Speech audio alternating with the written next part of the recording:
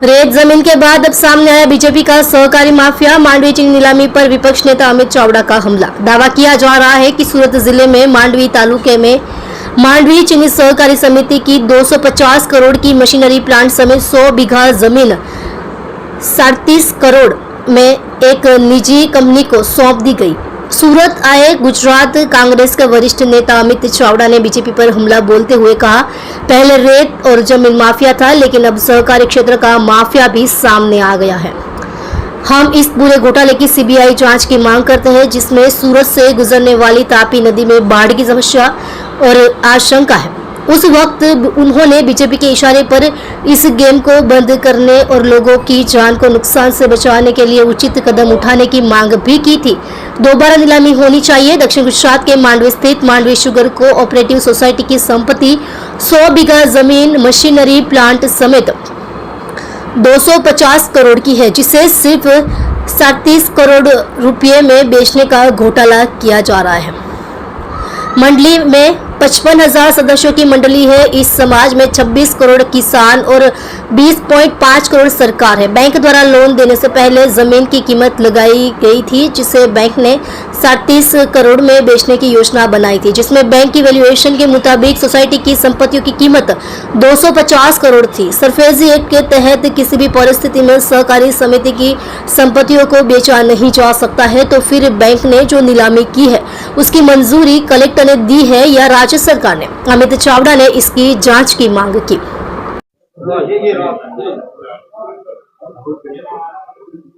आज गुजरात में तमाम क्षेत्रे कायदो व्यवस्थानी परिस्थिति पड़ी भागी है। पोलीस होय, प्रशासन होय के सरकार होय, एनो कोई पण जातनो डर नहीं रह्यो।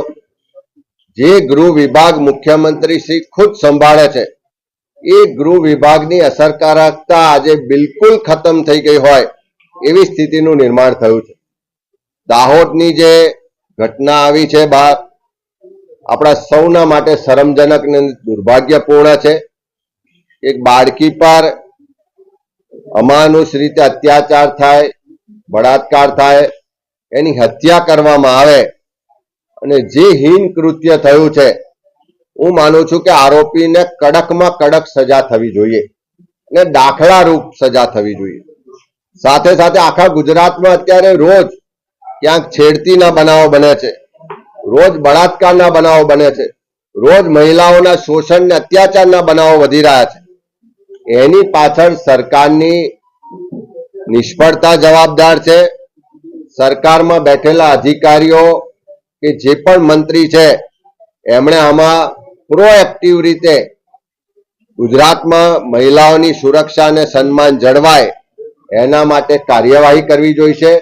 अने हूँ मानु छुं के आवा जे बनावो दिवसे दिवसे वधी रह्या छे एना माटे एकमात्र जो कोई जवाबदार होय तो राज्य सरकारना गृह विभागनी जे निष्काळजी छे, बिन असरकारकता छे, एनो जे दाब हतो, भय हतो, ए आजे नथी रह्यो। ए सौथी मोटो जवाबदार छे। आचार्यश्रीने આ રીતની ઘટનાને અંજામ આપે છે, વાલીઓ ઉપર ડર છે। દાહોદની એક ઘટના આજે બની છે, પણ સાથે સાથે છેલ્લા કેટલાય સમયમાં તમે જોશો તો ગુજરાતમાં આવી અનેક ઘટનાઓ બની છે।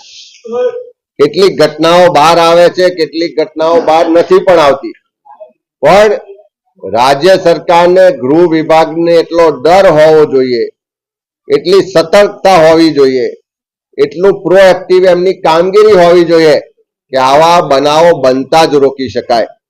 હું માનું છું કે ગૃહ વિભાગ અને એમનું આખું તંત્ર ક્યાંક એમના સરકારી કાર્યક્રમોમાં વ્યસ્ત છે, ક્યાંક અમારા વિપક્ષના લોકોની જાસૂસી કરવા કે એમની પાછળ દેખરેખ રાખવામાં વ્યસ્ત છે, પણ એમની જે જવાબદારી છે કે ગુજરાતના લોકોને સુખ શાંતિ ને સલામતી સાથે જીવી શકે, એ જવાબદારી નિભાવવામાં ગૃહ વિભાગ દિવસે દિવસે નિષ્ફળ સાબિત થઈ રહ્યું છે।